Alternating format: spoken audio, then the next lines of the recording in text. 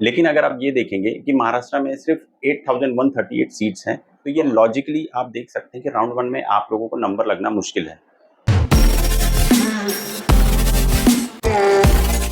Hello everyone, मैं C S Saurabh from United Studies. तो student, जैसा कि महाराष्ट्र स्टेट का नीट 2025 राउंड वन का एसएमएल डिक्लेयर हो गया है, तो स्टूडेंट्स आज हम आपसे डिस्कस करने वाले हैं कि महाराष्ट्र में कौन से कैटेगरी में गवर्नमेंट में कितने सीट्स हैं, प्राइवेट में कितने सीट्स हैं और कितने नंबर ऑफ स्टूडेंट्स ने उन पर्टिकुलर कैटेगरी में अप्लाई किया हुआ है। तो स्टूडेंट्स, महाराष्ट्र के एसएमएल से आपको ये भी अंदाजा मिल सकता है कि आपको आपके नीट स्कोर में आपको राउंड वन में कॉलेजेस अलॉट होगा या नहीं होगा।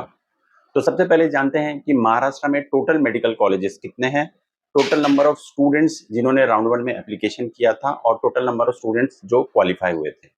महाराष्ट्र के गवर्नमेंट मेडिकल कॉलेजेस में टोटल 5787 मेडिकल सीट्स हैं, जिसमें से 15% सीट ऑल इंडिया कोटा को एलोकेट हो जाती है, यानी कि 868 गवर्नमेंट की सीट ऑल इंडिया कोटा में एलोकेट हो गई।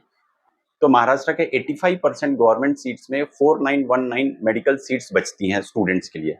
इसके अलावा प्राइवेट मेडिकल कॉलेजेस में 100% सीट्स महाराष्ट्र स्टूडेंट्स के लिए रहती है, जो कि 3219 मेडिकल सीट्स हैं। टोटल गवर्नमेंट और प्राइवेट सीट्स मिला के 8138 मेडिकल सीट्स अवेलेबल है फॉर स्टूडेंट्स। 2025 में लगभग 1,23,000 महाराष्ट्र के स्टूडेंट्स क्वालिफाई हुए नीट 2025 में, लेकिन राउंड वन में 60,021 स्टूडेंट्स ने ही एप्लीकेशन किया हुआ है। स्टूडेंट्स, हमने महाराष्ट्र एसएमएल राउंड वन का डिटेल एनालिसिस किया है, जिसमें ये चार्ट में आप देखेंगे हमने कॉलम बनाए हैं, कैटेगरी का कॉलम बनाया है। उसके बाद गवर्नमेंट मेडिकल कॉलेजेस में उन पर्टिकुलर कैटेगरी के लिए कितने सीट्स अवेलेबल है वो है, प्राइवेट मेडिकल कॉलेजेस में उन पर्टिकुलर कैटेगरी के लिए कितने नंबर ऑफ सीट्स एलोकेटेड है वो है। उसके बाद total number of seats government और प्राइवेट के हैं, और इस साल टोटल नंबर ऑफ स्टूडेंट्स जिन्होंने राउंड वन के लिए अप्लाई किया है उस पर्टिकुलर कैटेगरी में वो दिया हुआ है। तो चलिए स्टूडेंट, जानते हैं कि कौन सी कैटेगरी को कितने नंबर ऑफ सीट्स हैं। तो सबसे पहले आप देखेंगे एससी कैटेगरी को गवर्नमेंट मेडिकल कॉलेजेस में 639 मेडिकल सीट रिजर्व है, प्राइवेट मेडिकल कॉलेजेस में 199 सीट्स हैं। टोटल एससी कैटेगरी के लिए महाराष्ट्र में 838 सीट्स अवेलेबल हैं। टोटल 8255 एससी कैटेगरी के स्टूडेंट्स ने इस साल राउंड वन के महाराष्ट्र में एप्लीकेशन किया हुआ है। सिमिलरली एसटी कैटेगरी के लिए 344 गवर्नमेंट सीट्स रिजर्व हैं, 107 प्राइवेट, टोटल 451 मेडिकल सीट्स हैं। इसके लिए 2718 स्टूडेंट्स ने एससी कैटेगरी में एप्लीकेशन किया है। बीजे में 148 government seat, 46 private, total 194 seat, 2040 बच्चों ने एप्लीकेशन किया है। एनटी वन कैटेगरी जो है उसमें 123 गवर्नमेंट सीट्स हैं, 38 प्राइवेट है, 161 टोटल सीट्स हैं, जिसमें 1421 टोटल नंबर ऑफ स्टूडेंट्स ने एप्लीकेशन किया हुआ है। NT2 172 government seat, 54 private, 226 total, 3140 total number of students हैं। NT3 कैटेगरी में 98 गवर्नमेंट की सीट्स हैं, 31 प्राइवेट, 129 टोटल, 1964 स्टूडेंट्स एप्लीकेशन किए हैं। ओबीसी में 935 गवर्नमेंट की सीट्स रिजर्व हैं, 292 प्राइवेट में, 1227 टोटल नंबर ऑफ सीट्स हैं। 16,922 ओबीसी कैटेगरी के स्टूडेंट्स ने इस साल राउंड वन में एप्लीकेशन किया है। SCBC category 492 government seat, 261 private seat, 753 total seat, जिसके विपरीत 5963 स्टूडेंट्स ने राउंड वन में एप्लीकेशन किया है। EWS में 492 सीट्स रिजर्व हैं गवर्नमेंट में, प्राइवेट में 0 सीट्स रहती हैं। टोटल 492 सीट्स में 4809 स्टूडेंट्स ने एप्लीकेशन किया हुआ है। ओपन कैटेगरी के लिए 1272 सीट्स हैं गवर्नमेंट में, 1704 सीट्स हैं प्राइवेट में, टोटल 2976 सीट्स हैं। इसके लिए 12,789 स्टूडेंट्स ओपन कैटेगरी के एप्लीकेशन किया राउंड वन में। अब ये कुछ स्पेशल कोटा होता है डिफेंस का। D1 में 118 सीट है गवर्नमेंट में, D2 कैटेगरी में 40 सीट्स हैं, D3 में 38 हैं, और महाराष्ट्र कर्नाटका बॉर्डर कोटा जो है उसमें 8 मेडिकल सीट्स हैं, और ये सारे गवर्नमेंट मेडिकल सीट्स में ही मिलेंगे, प्राइवेट में ये कोटा एप्लीकेबल नहीं होता है।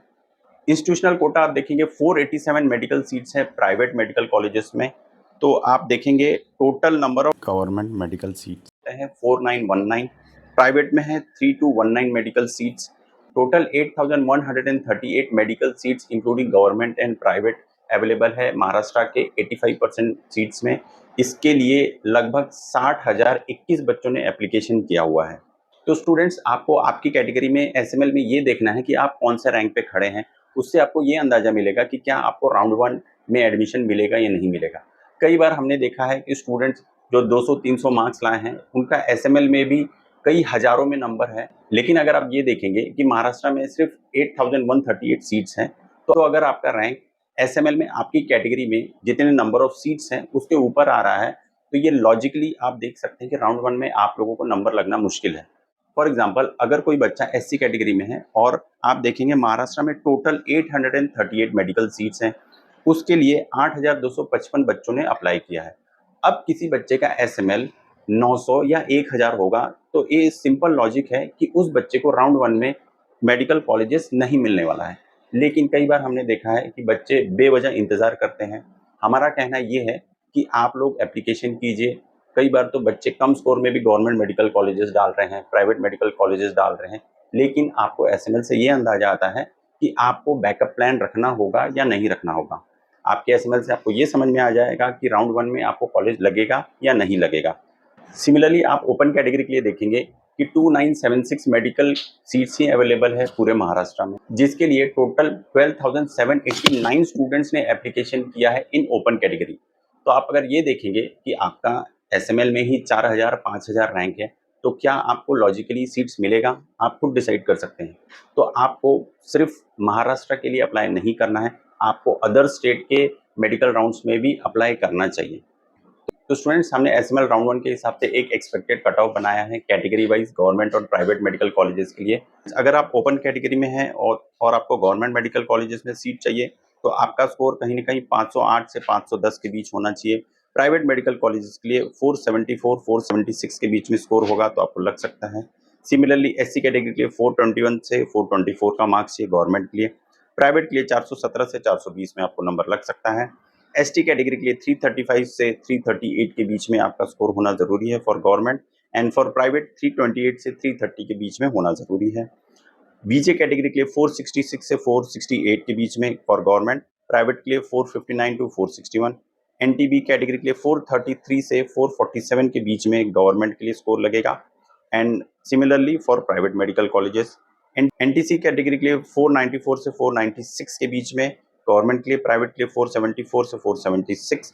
सेम फॉर एनटीडी आप देखेंगे 507 से लेके 509 का स्कोर चाहिए, 474 से लेके 476 का स्कोर चाहिए। ओबीसी कैटेगरी के लिए अगर गवर्नमेंट में सीट चाहिए तो 501 से लेके 503 का स्कोर चाहिए, और प्राइवेट के लिए 474 से 476 का स्कोर आपको लगेगा। एससीबीसी के लिए लगभग 499 से 501 का स्कोर चाहिए फॉर गवर्नमेंट। ईडब्ल्यूएस के लिए 483 से 485 के बीच में आपका स्कोर होना जरूरी है। तो ये एक्सपेक्टेड कट ऑफ है स्टूडेंट्स, थोड़ा बहुत 2-4 नंबर इधर उधर हो सकता है।